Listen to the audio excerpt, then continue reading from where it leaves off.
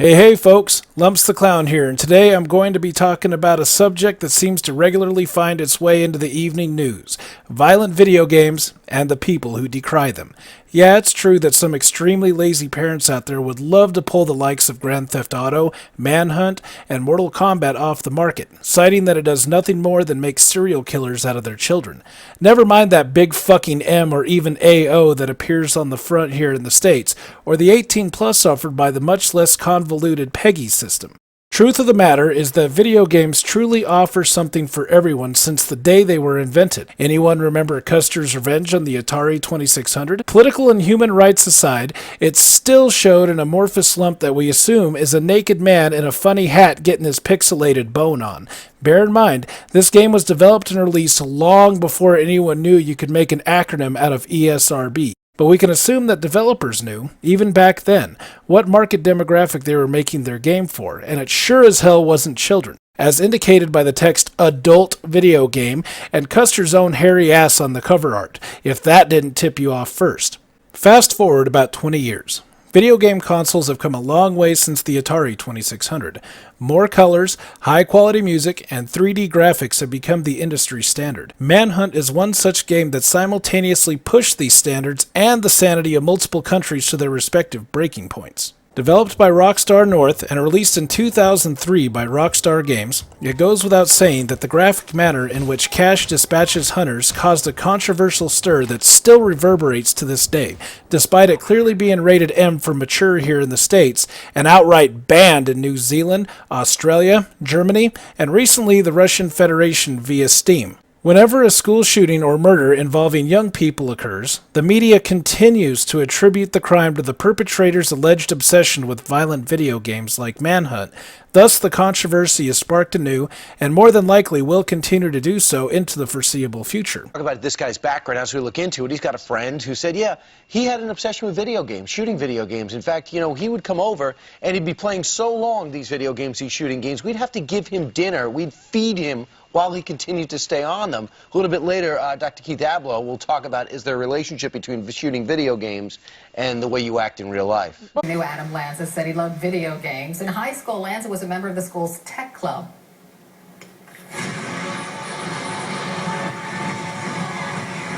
And members of the tech club played computer video games, including the one you're looking at, StarCraft. It's a multiplayer strategy game where you command armies to defeat your opponents. So, is there a link between violent video games and aggressive behavior? The main point of Manhunt is to stealthily traverse your environment, taking out any hunters that impede your progress. This means sneaking into shadows unseen, shooting propane tanks near unsuspecting groups of hunters, and going full Rambo when the situation calls for it. So if we remove all of the blood and killing, doesn't Manhunt remind you a lot of Sneak King? That's right. Developed by Blitz Games and released by King Games in 2006 for the Microsoft Xbox, Sneak King is yet another stealth-based game where you have to sneak up on unsuspecting passers-by and, get this, deliver them food. But if you want to get the highest amount of points, you have to accost them from various hiding places scattered throughout the environment, such as a haystack or nearby trash can, and then deliver it with Flourish. What's Flourish, you may ask? When you hit the A button when indicated, a gauge will pop up that quickly fills up and goes back down. You hit the A button again when the gauge is at its fullest to deliver the food in style. Yes, the point of filling up that gauge is so the king can do a silly quote-unquote dance before delivering food to a person who didn't know he was there 5 seconds ago. Doesn't that sound an awful lot like Manhunt, where the brutality of Cash's murderous delivery goes up the longer you hold down the button? At the end of a mission, stars are awarded based on time and style.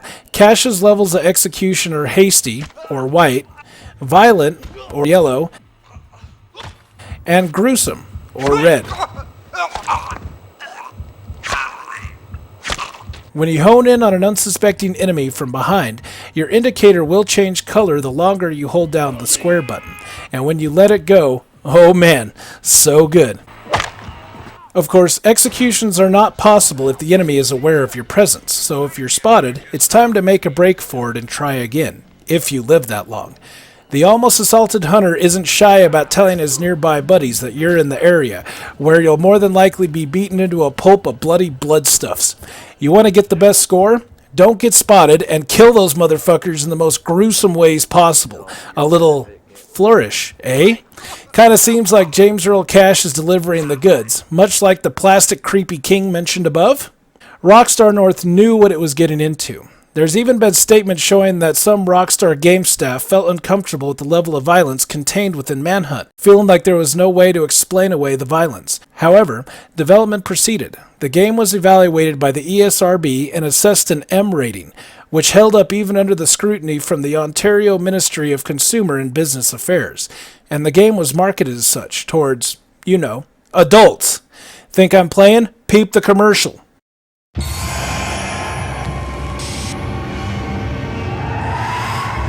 They're after you. You're the prey in a deadly game. You must do anything to survive. Can you stop the hunt before you are taken down?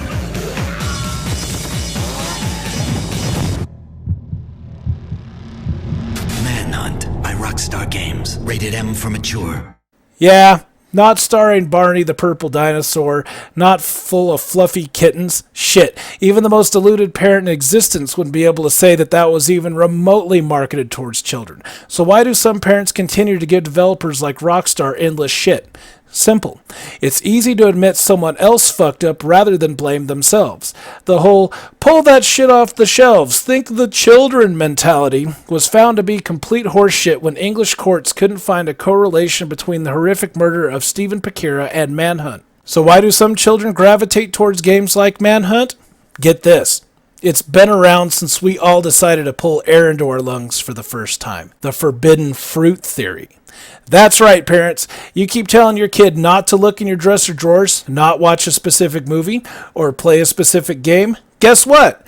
They're going to want it even more. Guaranteed. My own first experience growing up was being told by my mom not to watch Outrageous Fortune.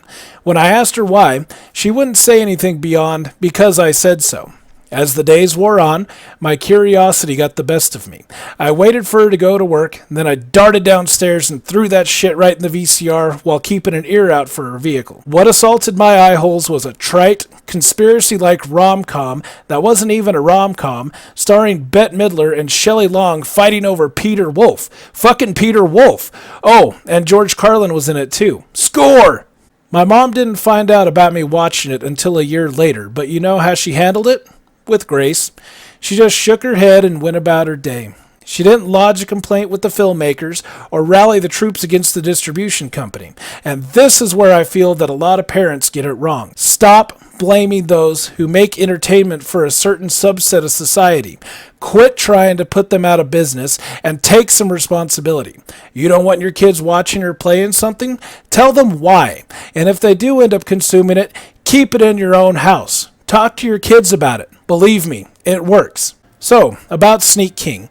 Yeah, there isn't blood and guts in it, and the king isn't thrusting a jagged piece of glass into his victims' eye holes, but how's sneaking up on people and assaulting their guts with what once resembled food any better? If anyone in your neighborhood dressed up in a plastic king suit and attempted to sneak up on people, how long do you think it'll be before that fool gets arrested? Bottom line, all video games are ridiculous when put into a real-world context, and that's the point. They're supposed to be an escape from reality and put the player in someone else's shoes. Want to make Sneak King even more ridiculous? Observe!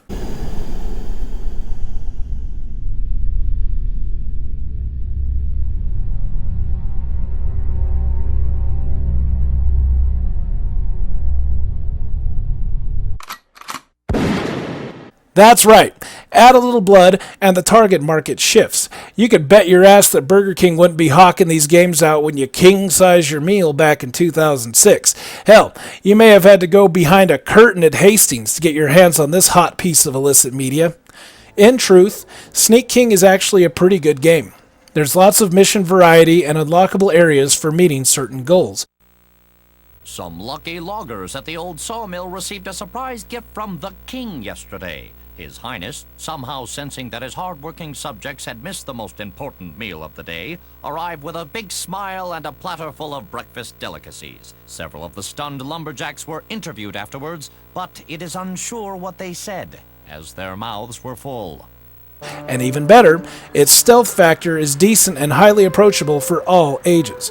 I played Sneak King for 2 hours to gather footage for this video, and I had a blast. Your kid have an affinity for stealth-based games? Give them a copy of Sneak King and have a rational discussion with them when they start going into darker, more mature territory. Tell them why it makes you uncomfortable, and, get this, ask them how it makes them feel. You keep telling them no, they're gonna do it anyway. Quit trying to put developers out of business because you can't get your shit together as a parent. The majority of creators know who they're targeting during development, so quit trying to deprive those who actually enjoy the game and fit into the target market. Well, consider this a public service announcement from a guy you may have more in common with than you think. Given I do my job correctly, this will get shared out multiple times and ultimately reach the screen of a misguided parent who's looking for anyone else to blame but themselves. All because little Johnny was curious and picked up a copy of Doom. Hell, they may even learn something themselves. At the end of the day, kids will be kids, and it's up to parents to take some responsibility and quit blaming others. Links are in the description, and I encourage you to do your own homework on the supposed effects of violent video games. Lumpz the Clown out.